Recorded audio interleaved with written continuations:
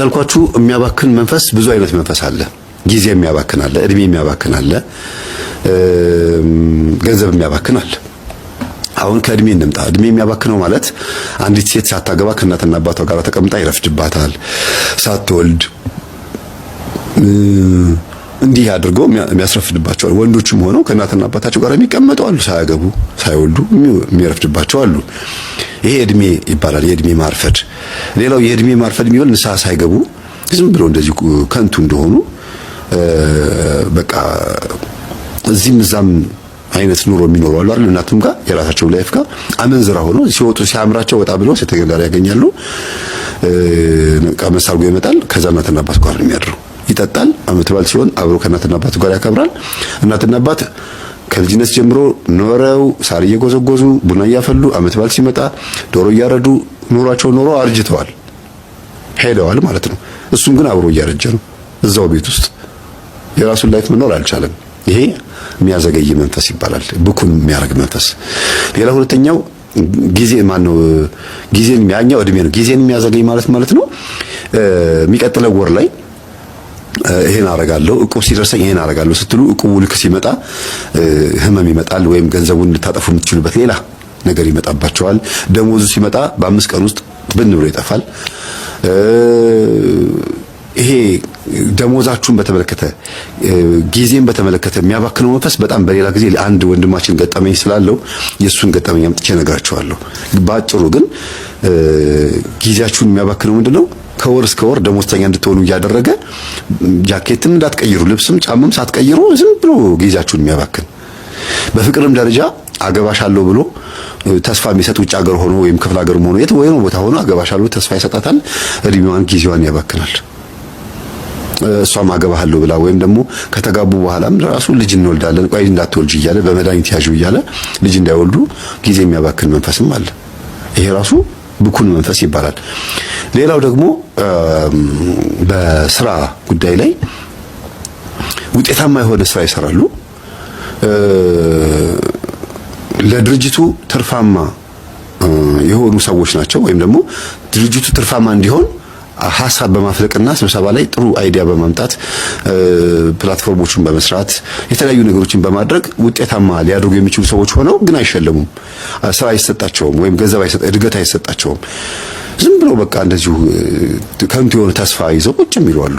አንድ ደሞዛቸውን ብቻ እየጠበቁ ጎበዝ መባልን ብቻ ይዘው እሱ እኮ ምርጥ ሰራተኛ ነው፣ አሪፍ ታማኝ ሰራተኛችን ነው ብቻ ተብሎ የሚቀመጥ ሴትም ወንድም አሉ። ብኩን ያደርጋቸዋል። አይዲያቸውን ይሰጣሉ፣ ግን ምላሽ የለውም። የወጡት የለፉበትን ያክል አይሰጣቸውም። ይሄም አለ። እኔ እኮ በቃ እዚህ ቦታ መቀመጥ አይገባኝም ነበር፣ እኮ ስንት ስራ መስራት ነበረብኝ፣ ለምንድነው እዚህ ቦታ ላይ ተቀጥሬ ቁጭ ያልኩት? ግን ለምንድነው እንደዚህ ተወተፍኩት? እንዴ ስንቱ እኮ እየወጣ እኮ በአቋራጭ መንገድ እኮ እያተረፈ ነው፣ እንደው ቢያንስ ተፍ ብዬ እንኳን አልሰራም እንዴ ምናምን ብለው በቃ ያስቡታል። ግን ቁጭ ይላል፣ ታስረዋል።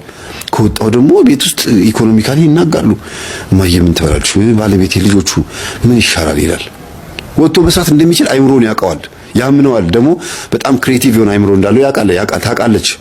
ጎበዝ ወጥቼ እኮ ነው የሆነ ቦታ ላይ እኮ ጠጋ ብዬ ቡና ቢሸጥ ወይ የሆነ ነገር ባደርግ ትርፋማ እሆናለሁ ትላለች። ግን ታስራ ተቀምጣለች። ምን ሲባል የሆነ የተበተባት ነገር አለ። ጊዜን የሚያባክን ማለት ይሄ ነው። ከንቱ የሚያደርግ ብኩን የሚያደርግ ማለት ይሄ ነው። ትውጣ ማለት አይደለም፣ አትውጣ ማለትም አይደለም። ግን የምታምኑበት በጣም ስኬታማ የምትሆኑ ከተሰማችሁ ወጣችሁ አንዴ ቼክ ማድረግ ነው። አንዴ ወጥቶ መሞከር በቃ ካልተሳካ እንኳንም ሞከርኩት ችግር የለው በቃ የሚሳካ መስሎኝ ነበረ ሞከርኩት አልሆነም እመለሳለሁ። በሙያችሁ ስለምታምኑበት ትቀጠራላችሁ ድጋሚ። ይሄኛው የማይቀር ጥሩ ሙያችሁ ስለሆነ ማለት ነው።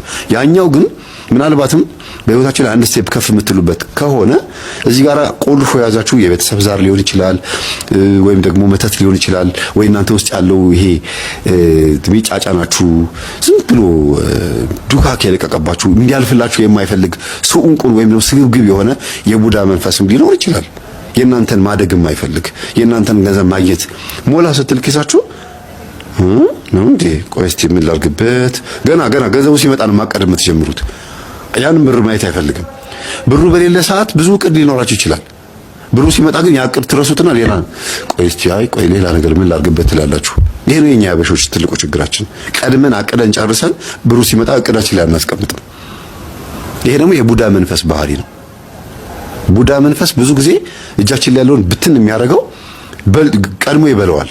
አስራት ስለማናወጣበት፣ ለነዳያን ምጽዋት ስለማንሰጥ፣ መባ ማለት ስጦታ ለቤተ ክርስቲያን እንትን አዋጡ ይሄ ነገር ይሰራ ሲባል እኔ እቺ ነገር እችላለሁ እቺ ነገር ላድርግ እኔም ላዋጣ ያቅሜን ያክል 100 ብር ከአስራት ውጪ ለእንትን አዋጡ ሲባል 100 ብር ወይም 1000 ብር መስጠት መባ ይባላል። ግዴታ ዕቃውን አምጡ አይደለም። እንዲህ አይነት በጎ ነገሮች ላይ መሳተፍ፣ ከዛ ገንዘቡ ይበረክታል። የበጎ ነገር ጠላት ስለሚሸሽ ከበጎ ነገራችሁ ላይ ስለሚሸሽ አይነካውም። ለዚህ ነው አስራት አውጡ ቤተክርስቲያን የምትለው ለጥቅሟ ብቻ ሳይሆን ለእናንተም ጥቅም ጭምር ሲባል ነው። ደግሞ ግዴታችን ነው። እግዚአብሔር እኮ ለዚህ ነው ስግብግብ መንፈስ እንዳለ ስለሚያውቅ፣ ሌባ ብኩን መንፈስ እንዳለ ስለሚያውቅ አስራት አውጡዋል።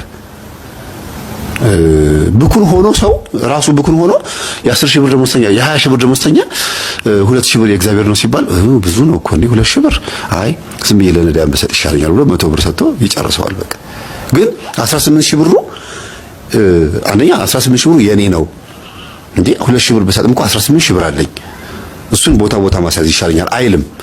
2 ሺህ ብር ከ20 ሺህ ብር ላይ 2 ሺህ ብር አስራት ነው ብሎ ጭንቅ ይለውና ሳይሰጥም ለነዳያንም ሳይሰጥ ዝም ብሎ ይረሳውና ያልፋል። አይደለም 18 ሺህ ብሩ አይደለም 20 ሺህ ብሩ ከዛም በላይ ጊፍት እንኳን ቲፕ ተሰጥቶትም እንኳን ብሩ ለወራ አያደርስም። ለምን ሲባል በረከት የሌለው ለምን እንደሆነ ከሐሳባችን ነው የሚጀምረው ማለት ነው። እንደዛም እንኳን ብኩን ሆነን እኮ ነው የምላችሁ አስራት አናወጣም። ስግብግብ ሆነን እንኳን ቢሆን እሺ ማለት አረ ይሄ እኮ ብር እኮ ቤት ውስጥ እኮ ብዙ ነገር ይሸፍናል እንዴ 2 ሺህ ብር እኮ እንዴ እግዚአብሔር እንግዲህ አንተ ታውቃለህ 2 ሺህ ብሩንማ ብዙ ነገር ይሸፍንበታል ብትሉ እንደው ድንግሽ ትንሽ ለቤቱ አስባ ነው ብሎ እግዚአብሔር ይታገሳል። ብኩን ሆነንም እንኳን ለተራ ነገር ለመጠጥና ለተራ ነገር እንኳን እያባከንን አስራት አናወጣም። እዚህ ጋር ለአንድ ጃምቦ ወይም ለቢራ ለድራፍት የሚገራርም ሳንቲም እያወጡ የኔ ሆቴሉ በር ላይ መጥተው ስለ ማርያም ሲላቸው እግዚአብሔር ይስጥልኝ ይላሉ።